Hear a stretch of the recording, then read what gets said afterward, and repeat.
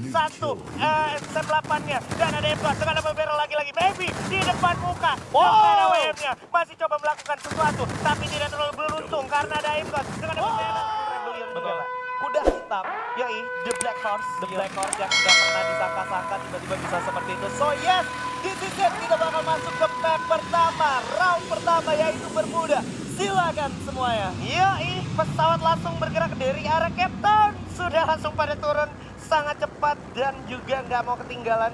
Di awal-awal pesawat menuju ke arah bullseye, agak sedikit memihak ke arah sebelah kanan nih. Agak sedikit ke sebelah kanan, baru kita bilang ya tadi Yes. ada pembagian yang cukup unik ya. Dan sekarang kita bakal saksikan di sini gimana Bos Titan bakal cukup puas ngelut sendirian Betul. di daerah selatan. Sementara itu ada tim SAS juga yang udah mulai bergerak ke Bima Sakti dan Bos udah mulai bergerak ke arah hanggar. Oke. Ada EVOS yang bakal pulang ke rumahnya dan Boom bakal sendirian di daerah mid. Yes, Boom bakalan sendirian di arah mill. Dan juga tadi gue udah lihat ada satu orang yang kena down di arah pick. Itu ada dari DG yang akan bertemu dengan kawan-kawan dari First Raiders Bravo. Dimana udah ada Ombak yang bakal langsung knockdown gitu ya. Souza bakal coba langsung follow up. Ombak sudah tumbang, easy berhasil mengeksekusi habis para pemain dari First Raiders. Satu orangnya di sana dimana Darko juga berhasil mendapatkan Abed.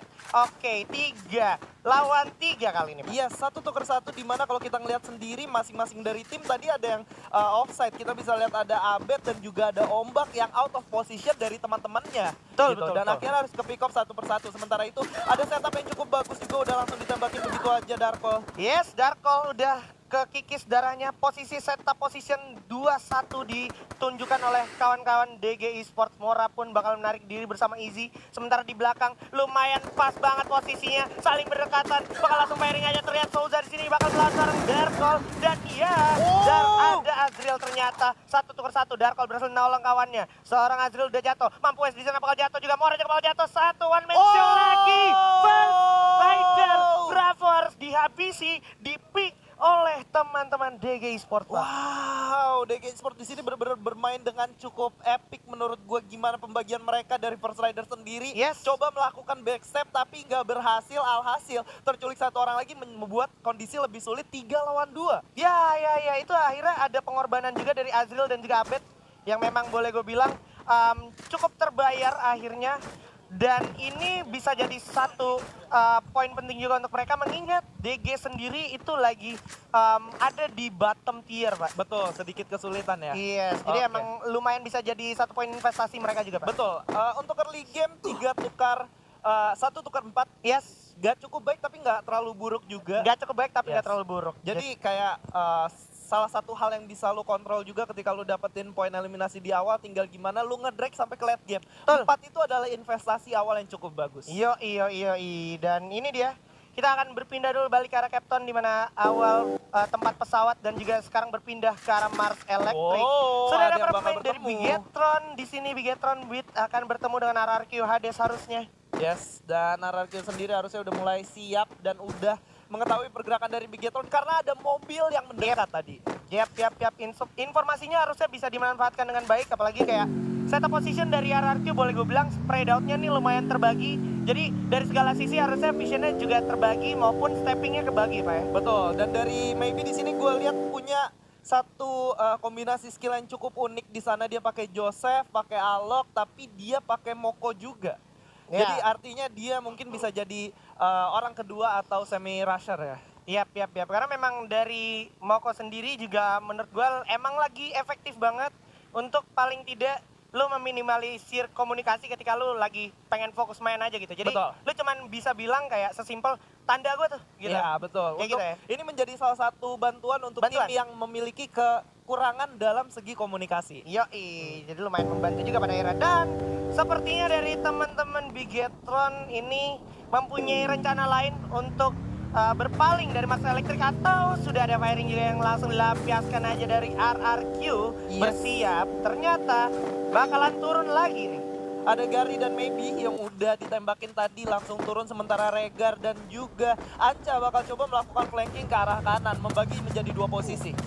Udah bakal coba langsung firing aja dari Legal Pac-Man dan juga Chandu. Sementara di sisi lain ada Ranix juga yang berhasil dapetin Wiza, tapi masih terus di sini firing dari Pac-Man. Sudah menjadi orang pertama, bakal coba ditebar kita yang langsung coba dihabisin aja seorang Pac-Man. Dan Gary di belakang sudah melakukan inisiasi flanking ke arah Chandu dan Legalot. Posisinya udah terbagi 1-1-1. Ini tidak menguntungkan untuk arah RQ Hades kali ini, Pak. Iya, ini kunci ada di Gary. Gimana Gary bisa melakukan tugasnya dengan cukup baik harusnya. Tapi kalau misalkan Garynya sampai ke knockdown di sini bakal bahaya banget. Nice, yes. Dan kalau kita perhatikan juga udah ada moving yang cukup cepat dari Regar dengan kalengnya supaya bisa menjemput Gary mungkin atau tidak. Dan di sisi lain di sini Maung juga, oh ini dia Pak, bursa transfer kita langsung muncul di sini. Ada Kruger. Iya, bakal coba langsung di fight aja, di mana Ergon pun udah jatuh. Maybe akhirnya berhasil dapetin Chanzu dan Legalot pun udah terjatuh. Anca di sana masih ada fight antara Jar di sini. Onyx Olympus melawan Dranix yang memang satu pot,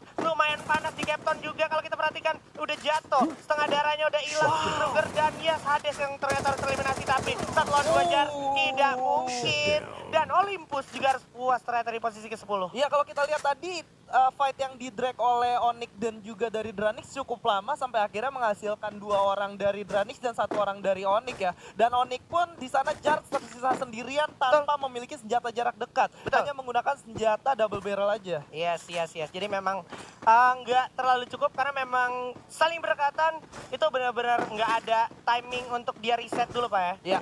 Dan tadi kita ngeliat juga gimana klasik BTR ketika satu orang melakukan flanking mendapatkan satu posisi dan langsung disambut oleh teman-temannya karena posisinya 3 lawan 4. Mereka mengungguli pergerakan dari tim yang kekurangan personil dengan cara menghajar satu orang secara bersamaan. Iya, itu emang taktik yang sering kali digunakan oleh BTR sampai saat ini gitu ya. Dan kita berpindah sedikit ke arah Boss Titan. Ternyata sudah mengamankan daerah kota tua di arah high ground dekat dengan zipline. Emang ini posisi yang bisa gue bilang cukup digandrungi juga, Pak ya? Aman juga ya? Aman. Yes. Dari segala arah kelihatan, sementara mereka nggak kelihatan dari segala arah gitu. Jadi bisa manfaatin patahan-patahan yang cukup menguntungkan pada era untuk Boss Titan. Sementara kalau gue lihat di minimap juga tadi ada sebenarnya 1 atau 2 tim yang lumayan berdekatan di arah pik atas ya. Ya, dan ada satu sinyal juga di sini yang cukup unik menurut gua, di mana Bermuda kali ini di zona pertama udah 3 tim yang ke wipe up. Oke, biasanya tuh masih sampai zona ketiga itu masih sekitar 10 tim, 11 tim gitu ya. Ya. Dan oke, kita lihat di sini Boom udah mulai bergerak menggunakan mobilnya. Udah coba ada orang baru juga. Ada orang baru juga dari bursa transfer yaitu ada Lux. Dari Pride Lux Mantap. Dan kita lihat di sini gimana Boom bakal bertamu ke Clock Tower. Ada Boss Nightmare yang udah siap menahan mereka atau menyambut mereka di sini. Udah ada UAV juga tentunya. Terlalu jahat nampaknya UAV karena memang akhirnya memberikan informasi ke arah Boss Nightmare. Sudah ada datang 1 bahkan 2 tim yang bersedia di arah luar Clock Tower, Pak. Wah, ini bakal menjadi perang antara 3 tim kalau sekiranya tapi dari UAV sendiri tadi cukup aman. Kenapa gue bilang aman? Karena tadi tim Boss Nightmare dan Boom itu hanya kesorot 2 tim dan tim 4 bisa maksimalin banget. Di belakang ada kaleng lagi tuh. Cuman nggak kesorot map. Tim nomor 6 ya. Oke, kelihatan. itu harusnya bakal datang, terlihat. Itu dia kalengnya udah kelihatan. Tolong tengok sedikit ke arah jembatan.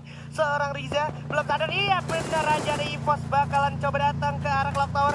Datang turun ke arah kolong sepertinya mencoba mengamankan daerah Clock Tower. Iya, dan udah terpisah 1 orang di sana. Ada Aim God tersendiri. Bakal bahaya banget dan bakal coba untuk di cover langsung oleh Haide karena udah terdengar suara mobil yang berhenti harusnya. Di sini Haide bakalan coba cari posisi untuk paling enggak memastikan tidak ada musuh yang datang bergerak mendekat gitu ya. Dan juga di belakang juga udah siap ada Bigetron Beat dan juga Boom Esports yang sudah memantau dari arah kejauhan. Iya, dan Boom sendiri bakal coba menikmati peperangan yang akan terjadi antara tim Boss dan juga EVOS yang cukup berdekatan tentunya. Bakalan coba firing dulu sedikit agak galak juga sambil menunggu zona berikutnya di mana sudah terpantau juga dari sisi sebelah kanan Fir dengan SKS-nya lumayan baik informasi yang didapatkan oleh Fir, Pak ya. Iya, betul banget. Dan sementara dari sisi ada Azriel nih yang berhasil mendapatkan Ranix Kruger yang tersisa 2 orang. Oh my god, Kruger bersama dengan Maung dari Dranix tampaknya tidak diuntungkan karena bukan cuma ada DG Esports tapi ada juga Boss Titan di sana, Pak. Ya, betul banget. Sementara zona ternyata menarik ke arah Clock Tower, makanya semuanya berkumpul di satu tempat, Pak. Memang karakteristik zona masih kurang lebih kayak gitu aja, Pak ya. Di mana tim-tim ngumpul kurang lebih di situ bakalan ngumpul juga gitu ya, Iya. zona berikutnya ya. Dan kalau kita lihat di sini udah ada kurang lebih 6 tim yang masuk ke dalam zona langsung. Oke. Dan udah punya kompon masing-masing. Artinya nyampe ke zona ketiga nanti bakal bermain pasif, Pak. Bakalan bermain pasif dan tinggal mengandalkan dari segi airdrop maupun pelontar ya. Apalagi di patch-patch belakangan ini yang lebih sering keluar itu pelontar sama dari SPD Pak ya. Betul. Timbang Pelontar AWM. dari SPD. Ini bener-bener dua senjata yang menurut gua OP banget. Yes. SPD bener-bener sakit banget. Benar. Dan AWM akhirnya kurang digandrungi karena memang dengan biometrik sekarang sangat membantu, ditambah dengan M82B juga sangat membantu untuk menembus glue wall yang ada Pak. Betul, karena biometrik itu walaupun sedikit dikurangin lootnya sekarang, betul. tapi ketika ada satu orang yang memiliki double car itu rese banget. Annoying ya. Rese banget. Dan bikin panik juga kali itu suara tembakannya gitu kan. Ya. Duar. Dan sementara itu Center masih dengan barrel dan juga sudah ada M82B di tangannya sambil memastikan posisinya cukup aman untuk melakukan firing inisiasi ya. Iya, dan di sini sedikit berbahaya split position yang dimiliki bos mengingat mereka udah dapat zona selanjutnya. Kita bisa lihat keempat tim yang ada di sini semuanya stay di satu tempat. Oke. Hanya bos aja yang melakukan split position. Betul. 2-2 bahkan 2-2-1 ya. Yep. 2-1-1 sorry. Iya, dan yang menarik adalah di sini dari bos Nightmare sendiri udah mengamankan satu info box. Tadi udah kelihatan juga circle hijaunya. Jadi memang bisa dibilang lumayan diuntungkan juga akhirnya ya. Betul, dan di sini kita lihat ada bos yang udah mulai bergerak, melihat ada pergerakan di dalam, langsung ditembakin begitu aja. Mobilnya nyangkut Bapak, langsung ditembakin Kojak cukup sekarat di sana. Oh, bakal coba diterusin sepertinya Kojak dikasih peluru yang sangat panas. Sudah ada WM juga di tangan oleh Maybe, dimana udah langsung spread out position. Bos membagi posisi di sini, bos Titan di balik pohon kelapa. Di sisi lain Sam 13 berhasil dapetin Sesmang. Dari mana itu ada tim SES? Itu Ses kalau nggak salah tadi di Bima Sakti Pak. Sementara Regar masih berusaha panik juga, dimana udah ada Yamil. Bakal coba datang, coba keras. Udah berhasil dapetin satu Street udah dijatuhkan begitu ya, tapi ditukar aja. Mr. 5 menolong temannya. Kenzo udah jatuh ke knock begitu ya oleh Fir. Fir berhasil dapetin dua sekaligus down. Dendro bakal jatuh ke knock down juga pada Riza. Sudah memanfaatkan kesempatan menjadi orang ketiga di arah Evos dan juga Ses di sini. Bakal dimasukin jump shot. Sam 13 langsung ke knockdown. Tersisa Street dan Street tidak menolong temannya sekali dan dua-duanya dihabisin oleh Boss Nightmare. This is it. Mimpi buruk untuk kedua tim, Pak. Mimpi buruk untuk kedua tim, fight di tempat yang cukup kecil dan didapatin posisinya oleh Boss Nightmare yang dimana posisinya mereka bisa langsung nembakin ke arah mereka dari dua arah yang berbeda. Ada Fir dan juga Riza. Yes. Kerja sama yang baik, informasi yang didapatkan juga cukup maksimal sampai akhirnya firingnya pun efektif. Dan ini juga bakalan ada masalah baru dari tim nomor 8 yang kalinya memang sudah mulai terlihat terbakar. Tapi dari Boss Titan sendiri nggak boleh lengah karena memang sudah ada Bigetron Beat juga Pak ya dari tadi. Iya, bisa aja langsung menjadi satu masalah yang cukup besar sementara Cukoy udah dihajar juga di sana. Yap, Mr. Home ini adalah orang yang tadi kalinya akhirnya kebakar. Masih harus regroup dulu walaupun harus sedikit merasakan pedihnya luar zona dan juga ketidakuntungan boleh gue bilang di pinggir zona yang memang udah nggak berpihak lagi ya kan? Iya betul banget dan tapi mereka masih punya satu obstacle yaitu ada Untungnya. rumah bolong Untungnya. di atas rumah-rumah pantai ya. Iya, untungnya. Walaupun juga kalau kita perhatikan cuman sedikit yang kena tapi paling nggak mereka masih bisa survive di sana. Iya dan kita bisa lihat di sini gimana RBR selalu masuk ke dalam zona ketiga dari weekday kemarin. Yes. Itu artinya kayak dari segi mappingnya boleh gue bilang juga cukup mahir ya kan. Terus juga kayak gimana tadi dia menghindari fight yang akhirnya nggak nguntungin buat dia juga cukup baik juga ya kan. Jadi lumayan efektif boleh gue bilang gameplaynya. Dan sekarang juga ada DG Esport yang sudah menaruh vehicle-nya di arah kolong Clock Tower Pak. Dan dia udah punya 6 poin eliminasi ditambah tahu next zone-nya ada di mana. Betul. Wah. Wah, ini menarik ya. Aman nih ya. Dimana memang DG Esport sendiri dari beberapa matchday sebelumnya itu mengalami kesulitan juga Pak. Untuk mendapatkan poin penuh. Karena memang di tiap pot tuh punya nerakanya masing-masing Pak. Punya nerakanya masing-masing. Iya. Kayak nggak selamanya jalan tuh mulus-mulus aja. Iya. Kadang ada batu kerikil, ada lubang gitu kan. Dan ini bakalan seru banget karena pada akhirnya Boss Nightmare pun emang harus narik ke arah Bigetron Pak. Betul. Iya kan? Harusnya. Tapi mereka masih punya satu obstacle juga, ada patahan yang bisa mereka manfaatin. Tapi yang bakal menjadi masalah adalah tim dari DG menurut gua. Karena ketika dia keluar dari gorong-gorong situ, dia mau lurus ke depan, ada 3 tim yang langsung nyambut. Kecuali Yes. mereka berputar sedikit. Yes, dan di sini Boom juga lumayan nggak diuntungkan karena pada akhirnya Boom harus lewat di mana BTR juga visionnya sangat jelas ke arah Boom Esports. Betul. Oke, sementara itu Red Bull Rebellion bakal coba berputar lagi. Wah, bagus banget penguasaan zona yang dimiliki. Ini bakal menjadi terback point buat Boss Betul. Titan menurut gua. Yes, iya ini bener-bener juga bisa jadi terjadi hal yang sama ke arah Boss Titan ya, terbaik point gitu. Dimana kalau seandainya mereka bisa mengamankan komponnya dengan tepat dan juga timingnya pas, itu gue rasa bakalan jadi keuntungan tersendiri. Karena memang kalau kita perhatikan semua tim lumayan berotasi, apalagi Red Bull Rebellion yang memang gak mau ketinggalan yang namanya zona, Pak. Betul, dan lu lihat di sini Zay, secara perlahan masuk ke dalam coba mencari info di mana Boss Titan tadi berada gitu loh. Ini jadi kebalikan. Boss Titan yang nggak bisa masuk ke zona, sementara dari tim Red Sulit banget, karena kalau seandainya dia gerak ke arah kanan pun udah ada Red Bull Rebellion yang akhirnya manfaatin kesempatan untuk dapetin komponnya tadi. Betul, dan ini kalau sampai terjadi fight antara Bigetron dan Boss Titan sendiri yang bakal dapat advantage adalah tim dari Ini ya, RBR sama Bigetron gitu ya. Dan udah ada Kojak juga berhasil dapetin Zico. Di sisi lain ternyata nice move Kojak akan mendapatkan satu orang Zico walaupun harusnya berhasil di revive. Di mana Heyu bakalan coba barbar maju ke depan, bersiap menerobos pemain DG yang udah siap di arah kolong. Udah ada Kojak juga berhasil lagi dapetin Zico. Putih kena flashback, Azril bakal dibalas dijam shot oleh seorang Heyu dari arah samping. Udah berhasil dapetin satu, Mora berhasil dapetin satu Nuting. Di mana Mora pun udah harus jatuh oleh Lux. Bakal coba dijam shot begitu ya, ada Easy dengan MP5, mati Heyu memberikan distraksi ke arah parkiran di sini Easy. Udah cukup sulit juga, Mora gak bakal tolong Azril. Masih bisa mendapatkan satu lah, Kairan ditukar begitu aja. Langsung loncat ke depan barrelnya, masih bisa selamat. Easy, lagi-lagi ada satu player dari Bumat Kairan tumbang begitu aja.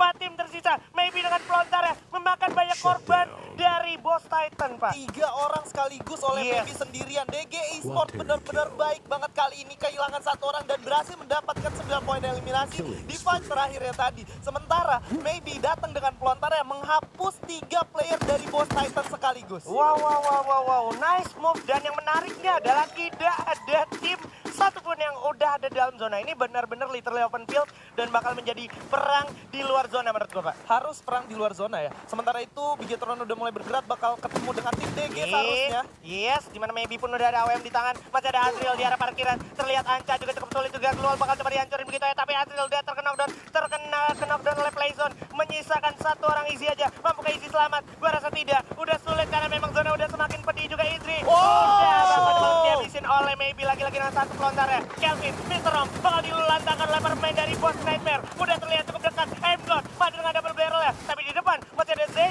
dengan 1 M8-nya. Dan ada M-God dengan double barrel lagi-lagi. Maybe di depan muka. Dengan AWM-nya masih coba melakukan sesuatu. Tapi tidak terlalu beruntung karena ada M-God dengan double barrel. Seluruh lantai satu persatu para pemain dari Bigetron. Zay pun memanfaatkan momentum untuk mendapatkan sesuatu di depan. Oke, bakal coba ditatake. Kerjasama yang baik. Layak ke Tsubasa Misaki. Zay dan juga Zico. I'm-God masih berhasil dapetin 1 Anca. 1 orang lagi I'm-God. Tapi sayang sekali harus juga jatuh oleh seorang Gare. Sisa 1 udah terjebak, udah tervonis di sini. Bisa aku bilang ini bakal menjadi satu momentum yang sulit untuk Gare. Karena Gare akan tumbang harus lagi. Masih bisa selamat, masih bisa melakukan flanking juga, upaya trapping, dan akhirnya Red Bull Rebellion harus tumbang dan berhasil mendapatkan buya.